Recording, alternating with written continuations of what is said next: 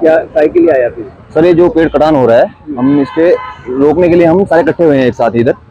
जो हमारी टीम है वो भी सारी आ रखी है, काफी सारे लोग भी आ रखे हैं सर। इसके लिए हम यहाँ आए हैं। क्या मांग है आप लोगों की? मांग हमारी यही है कि सर इस रोड में ज्यादा ट्रैफिक तो लगता है नहीं, इसको हाईवे बनाने की सोच रहे हैं ये, जिसकी बिल्कुल जरूरत नहीं है। इनको हाईवे बनाने की जरूरत है नहीं इसमें। जहाँ जरूरत होती है वहां तो ये कर नहीं रहे, बाकी यहाँ पेड़ों को काटे जा रहे हैं। इतने मोटे मोटे पेड़ आप देख सकते हैं काट रहे हैं इन्होंने, जो कि हमारे पूर्वज ने काफी टाइम पहले लगाए होंगे। कम से कम 100 साल पुराने पेड़ होंगे ये, और इनको इन्होंने ऐसे ही काट दिया। अभी शासन प्रशासन की गाड़ी गई यहाँ से, वो भी हमें रोक रही है कि भाई क्यों खड़े हो रखे हैं यहाँ पे।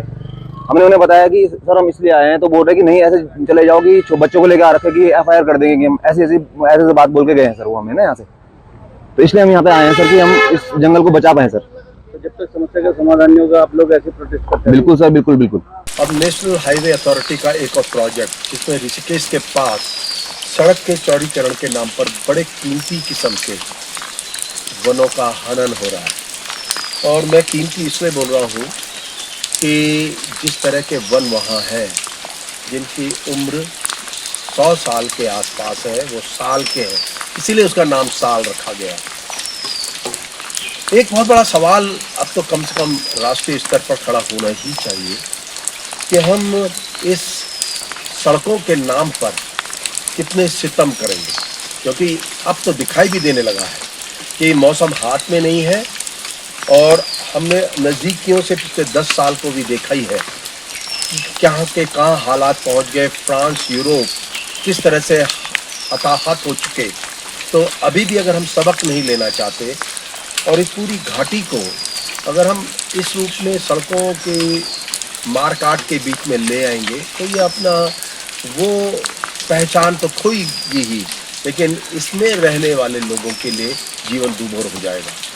तो ये एक मध्य मार्ग की आज सबसे बड़ी आवश्यकता है, और जिसमें सबसे बड़ा अगर कहीं समझौता करना है विकास के नाम पर कर ले, लेकिन वनों के नाम पर नहीं हो सकता।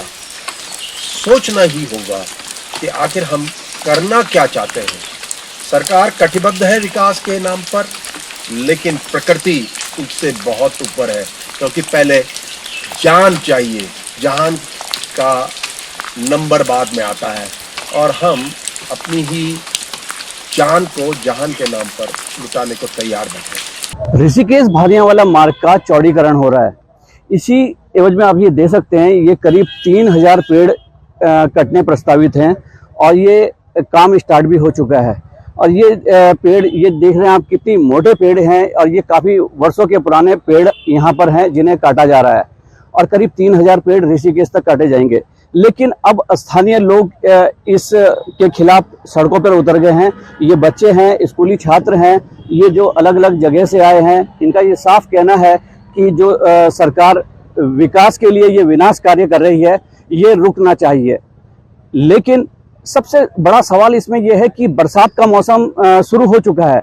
ऐसे में कभी भी वन विभाग पेड़ काटने की अनुमति नहीं देता।